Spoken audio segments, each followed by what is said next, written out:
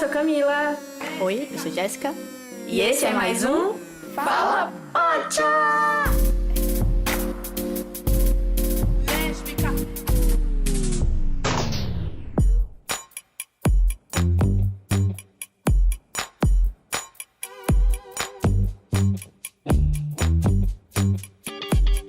No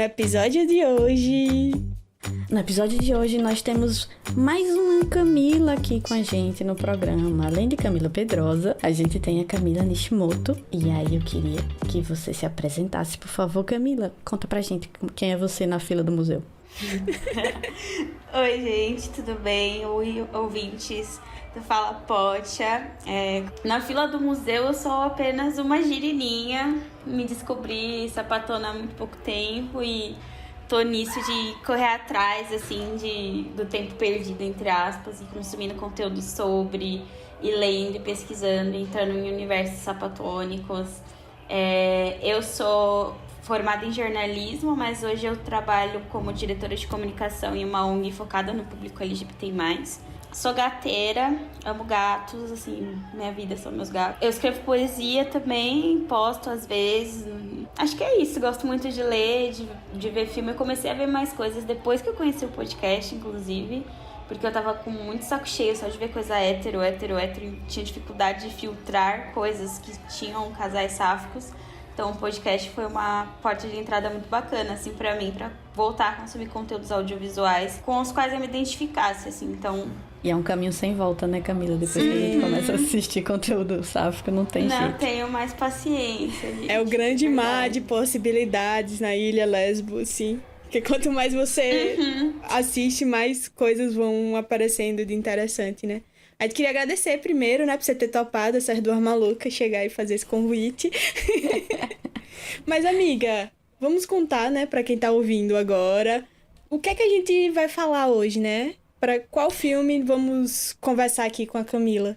Eu tenho que confessar, eu sempre confesso isso, mas eu gosto de filme de adolescente. Eu sou fã. Então, a gente vai falar sobre o Booksmart, que foi um filme lançado em 2019, dirigido pela Olivia Wilde. E a sinopse é a seguinte: duas garotas extremamente esforçadas do ensino médio decidem compensar o tempo perdido e juntar 4 anos de diversão em uma única noite. O que, obviamente, não dá certo. Ou dá muito certo, né? Vai depender de quem tá olhando. E, então, Camila, conte pra gente o que é que você achou do filme. Eu gostei muito do filme também. Eu confesso que eu tenho uma questão com filmes de adolescente no geral, porque eu costumo achar eles muito fora da realidade, sabe? No geral, filmes americanos, assim, normalmente já são fora da realidade. Filmes de adolescente, tipo, é um nível a mais, sabe? A minha adolescência não teve nada a ver com esses filmes, então eu nunca consegui me identificar muito.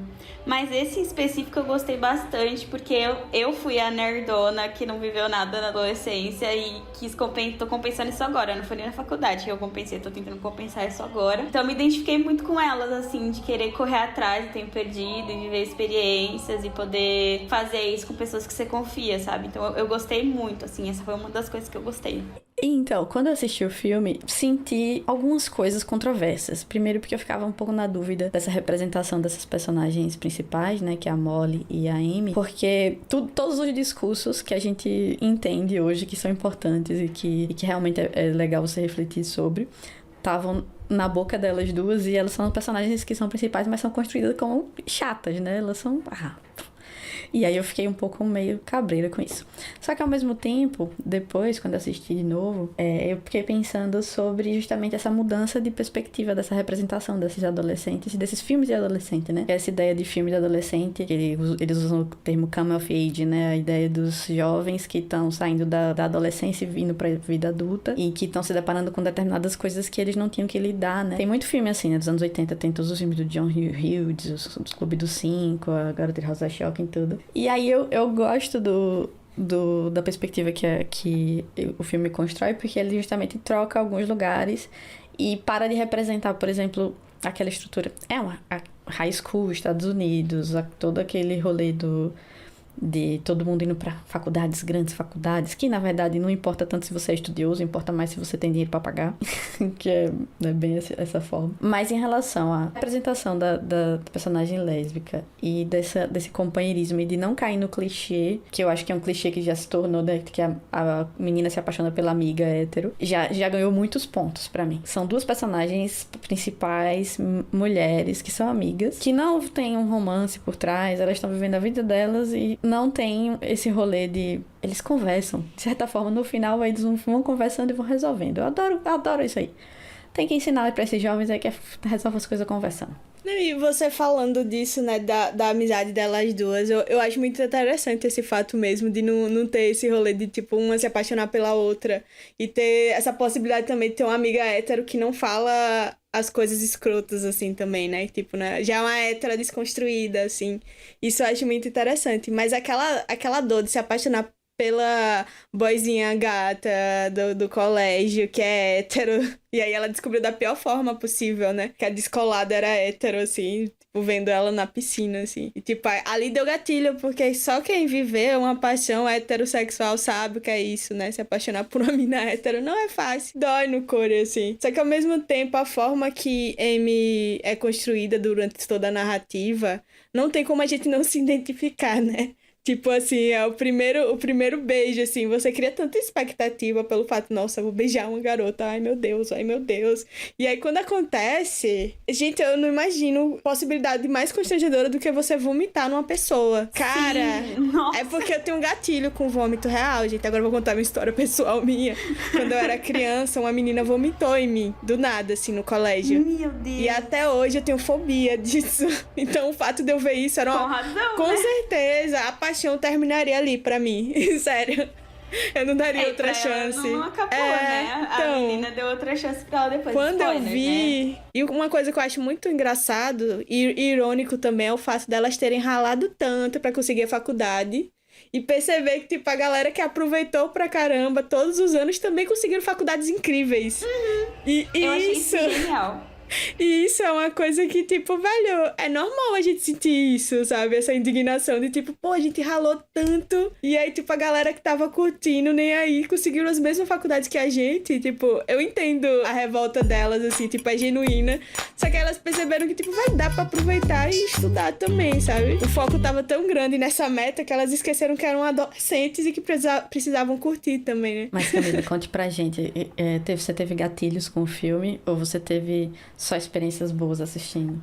Olha, como eu comentei, eu sou uma girininha, então não tenho muitas experiências pra me engatilhar. Eu nunca me apaixonei por uma hétero e eu espero que isso não aconteça, assim.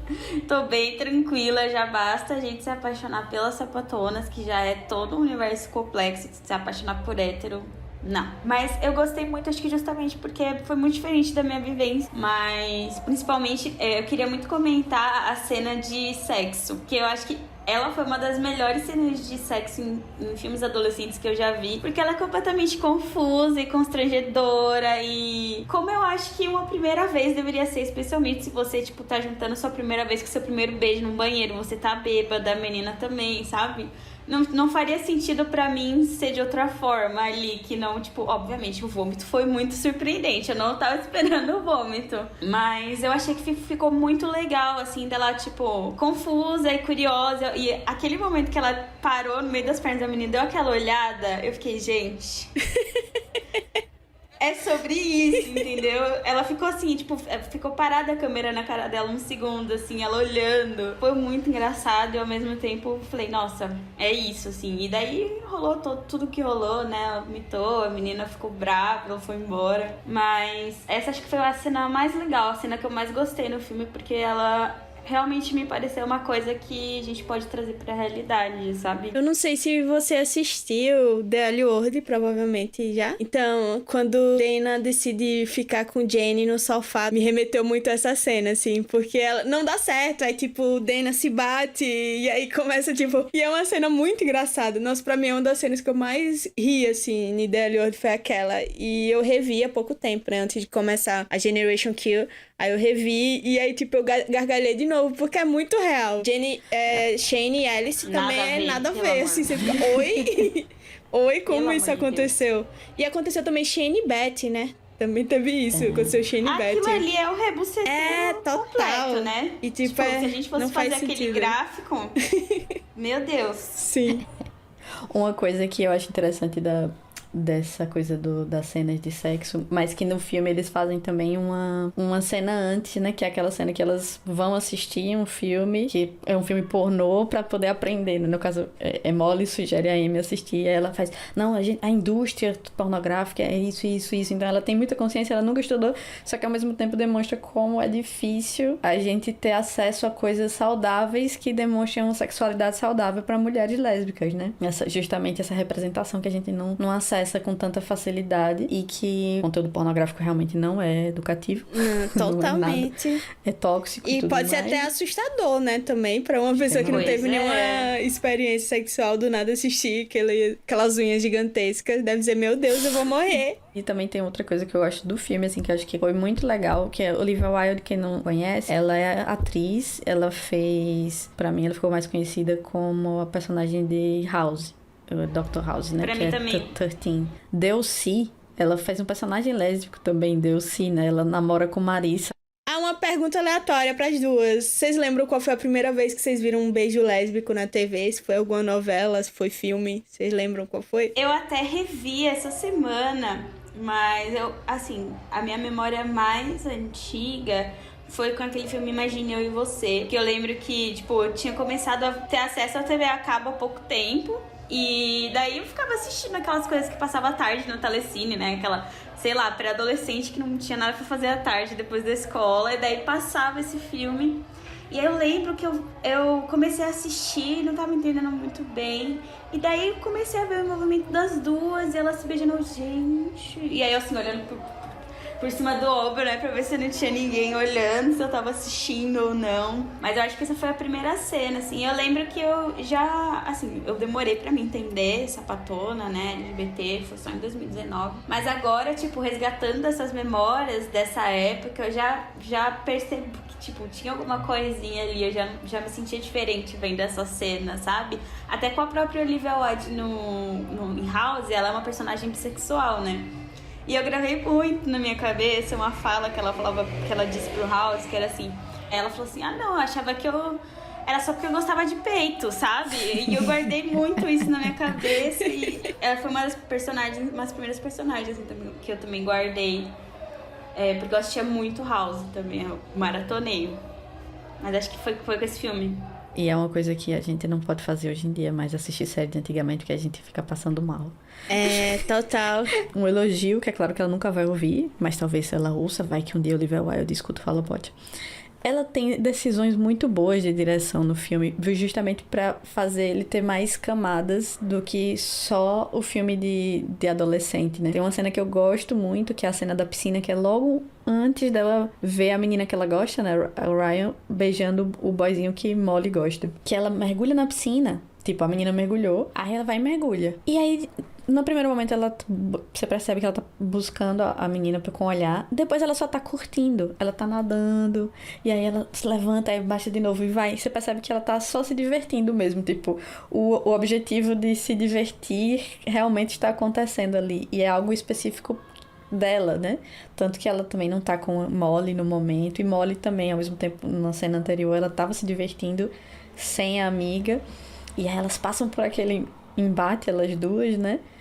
Num determinado momento de essa amizade realmente aí como é que são as bases dessa amizade, mas as escolhas que a Olivia faz, que são escolhas de direção, eu acredito, são muito legais nesse sentido, porque elas não deixam a personagem ser só aquilo que tá na linha principal, né? Você tem camadas das personagens, inclusive as personagens secundárias e as outras. Elas vão aparecendo aos poucos e trazendo outros elementos, né? Mostrando que as personagens têm outras questões. Eu acho isso muito legal. É justamente que, por mais que tenha essas divisões de grupos, de panelinhas, né, na escola, quando elas aparecem na festa, ninguém humilha elas, ninguém trata elas mal, todo mundo fala, tipo, não acredito que vocês estão aqui. Tipo, o boyzinho lá fala, nossa, tô realizado, trouxe a Molly pra festa, tô me sentindo super incrível. Então eu achei isso muito legal, assim, que por mais que elas fossem as nerdonas, elas não... Era por escolha, sabe? Ninguém rejeitava elas e, tipo, a própria Ryan era uma crush que não era inalcançável, né? Ela tava ali, tipo, tinha timidez e tal, mas ela abordou a menina, tentou ficar com ela na festa. Então eu achei isso muito legal, assim, porque mostrou pessoas mais próximas da realidade, né? Eu imagino que devam ter pessoas que são bullies e tal, mas são essas pessoas do filme, esses colegas, eu achei eles mais próximos de pessoas reais mesmo. Eu acho que também é isso, né? O pessoal também tá vendo que tá na hora de parar de ficar representando o ensino médio como... porque senão você cria esses dois mundos mesmo. Não, ou você é popular ou você não é, e aí quem é popular, pra ser popular tem que ameaçar e fazer bullying com quem não é. Eu acho que assim, a única coisa que eu fiquei pensando também é sobre o fato da Molly ser uma menina gorda, né? Eu acho que isso é bem legal. No geral, a gente não vê muitas personagens principais tendo destaque sendo gordas, então eu acho que isso é uma coisa muito bacana desse filme trazer também. E o fato da sexualidade também tá ali. Quando vocês indicaram, eu já fui super pensando que ia ser um foco central da história. E não, nem passou por momento de descobrimento, momento de se assumir pra família. Era simplesmente uma característica. E apesar de eu achar que é importante ter filmes que falem dessa fase, né, de entendimento, de descobrimento, eu acho que a gente também precisa de enfim, conteúdos nos quais, tipo, seja só mais uma característica. E esse filme é bem isso, assim. Ela é só mais uma adolescente que quer viver experiências. Eu gostei muito disso também. Sim, sim. É massa, a gente também gosta bastante quando isso acontece. Porque isso sai do lugar do muito específico, né? Tá todo mundo ali vivendo a vida e vai. Bom, gente, antes da gente ir pro segundo bloco com a nossa convidada, a gente queria dar 2 recadinhos, né, amiga? Então, o primeiro recado é que a gente agora pode ser avaliado lá no Spotify. Então, você pode dar 5 estrelas pra gente lá. E aí faz com que esse episódio chegue pra mais pessoas. Então, a gente não é Uber, mas a gente tá aqui implorando por 5 estrelas. E a gente já tem história com o Uber, então... E ajuda o alcance, né? Pra que a gente chegue em mais outras gatas que possam ouvir a gente e avaliar também. E além disso, a gente também tá pedindo para que vocês enviem sua história pelo Forms aqui. O link está na descrição desse episódio. E conte suas histórias. Pode ser por áudio ou escrita, caso você não seja tímida, faça a linha tímida, não queira falar. Você pode mandar também por escrito e a gente lê por aqui. Então, é isso. A gente recebeu mais algumas essa semana. Muito obrigada quem tá enviando. E continue enviando, porque a gente adora ler histórias. Não é que a gente seja fofoqueira, né, amiga? Longe de mim. Mas a gente adora uma história. A gente é fofoqueira. Eu amo. Eu amo fofoca, gente. Sério.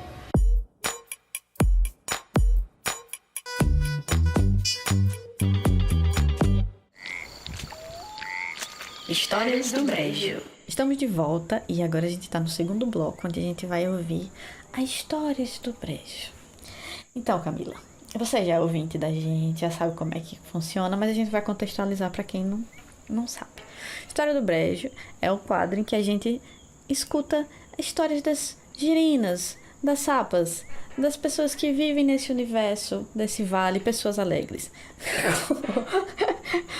Conta pra gente, Camila, qual história você decidiu compartilhar com a gente hoje? A história que eu escolhi pra compartilhar é sobre a minha primeira crush. O momento que eu descobri que eu não era hétero.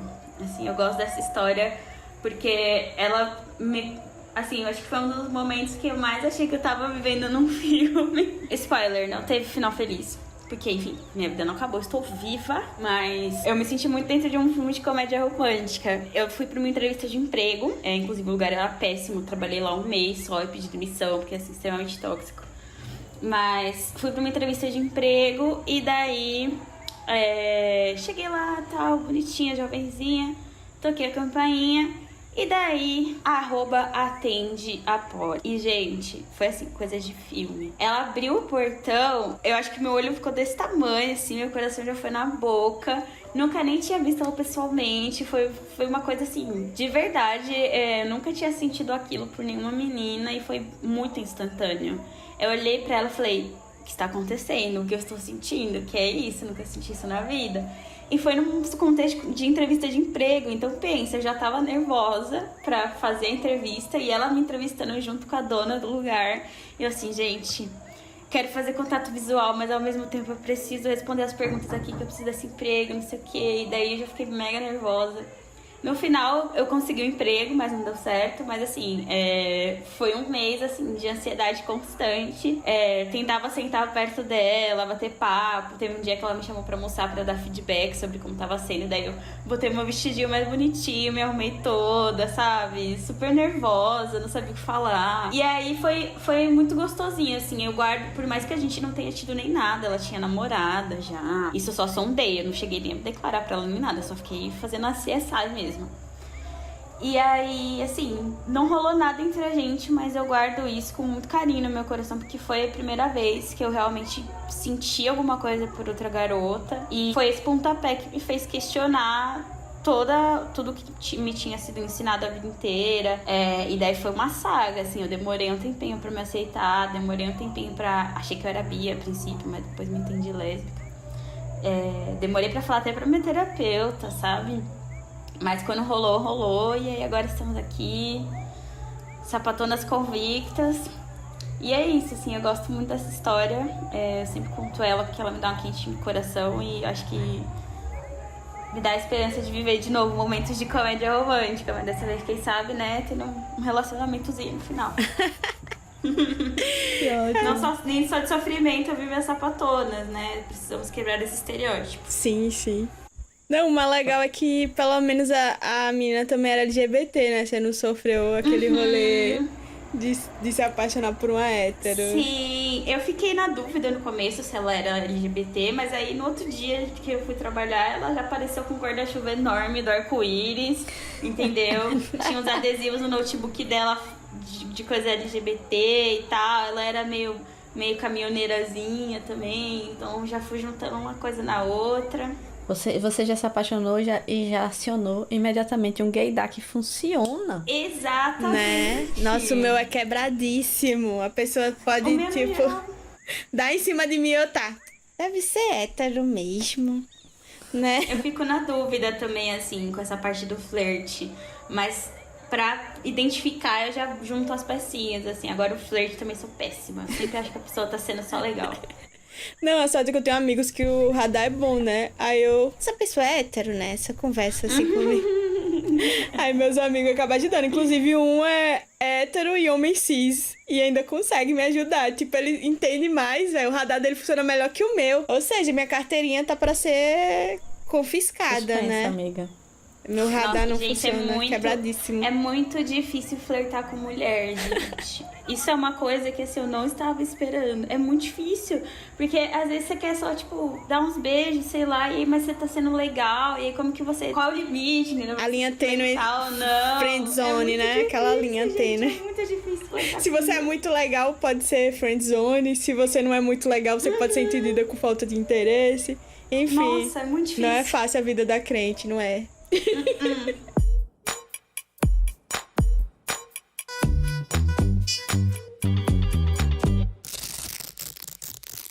Dica!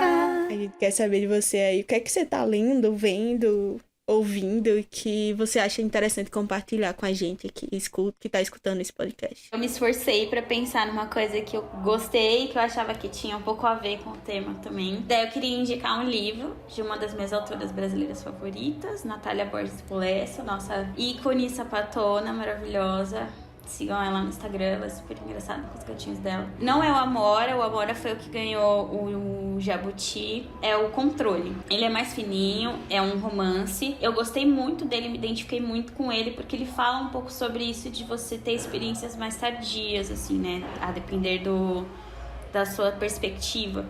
A história basicamente acompanha a infância e a vida adulta da personagem principal, e aí depois de um acidente, ela é diagnosticada com epilepsia e isso acaba ditando tudo que ela vai fazer dali em diante. A família dela começa a ser bem super protetora, ela começa a se podar bastante, então é muito legal ver como você constrói um personagem interessante com essas limitações, sabe? E as linhas de raciocínio da personagem também me identifiquei muito. E assim, o final é muito... Não vou dar spoilers, mas o final é muito legal, porque eu fiquei com o sentimento de que, assim, putz, nunca é tarde pra gente correr atrás das coisas. Seja aquela menina que você gosta desde a infância e vocês nunca foram pra frente. Seja, sei lá, decidir de última hora que você vai pra São Paulo e no Lollapalooza, aí você curte o show, dá um beijo triplo, sabe?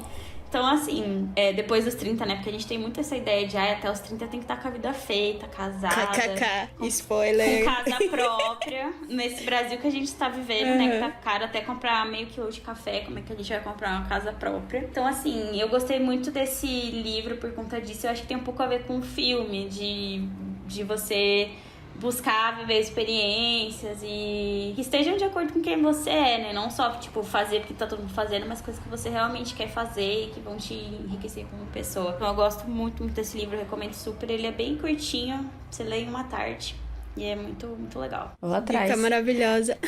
Você já vendeu bem. Já vendeu bem.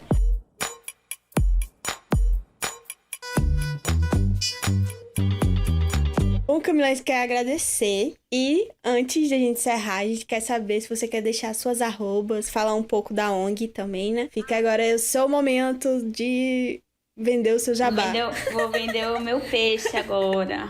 A minha roupa em quase todas as redes é Camila Nishimoto, como é meu primeiro nome e último nome. Só no Twitter, que é Nishimoto K. Porque, enfim, em algum momento eu mudei, e daí roubaram a arroba e ficou pra sempre Nishimoto K. E assim, meus conteúdos no Twitter é basicamente reclamação e meme, mas no Instagram eu costumo postar coisas legais da ONG, meus textos também, então no Instagram eu sou um pouco mais comportada. E aí sobre a ONG que eu trabalho hoje, ela chama Todes Brasil, Todes com X. A gente tem vários projetos com o principal objetivo, né, de empoderar a nossa comunidade. Então hoje a gente tem projetos focados em formação de liderança de pessoas LGBT+, no Brasil todo. A gente tem um projeto só para acelerar negócios com capital semente e com mentoria. A gente também produz e divulga dados acerca da comunidade, né, para tentar diminuir um pouco esse vácuo que a gente tem de dados demográficos sobre a nossa comunidade no Brasil.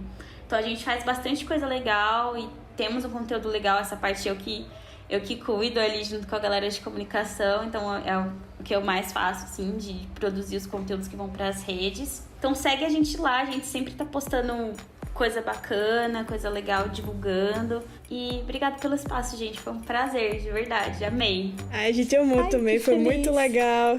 Foi muito legal, obrigada, Camila, real assim. E é isso, né, amiga? Vamos chegando agora pro final. E é isso. Não esquece de seguir a gente no Fala Pocha!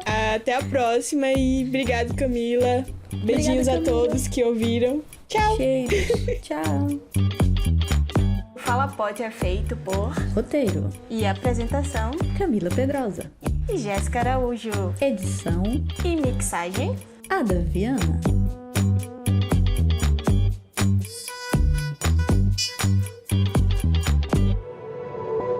Este podcast faz parte do movimento LGBT Podcasters. Conheça outros podcasts através da hashtag LGBT Podcasters ou do site www.lgbtpodcasters.com.br.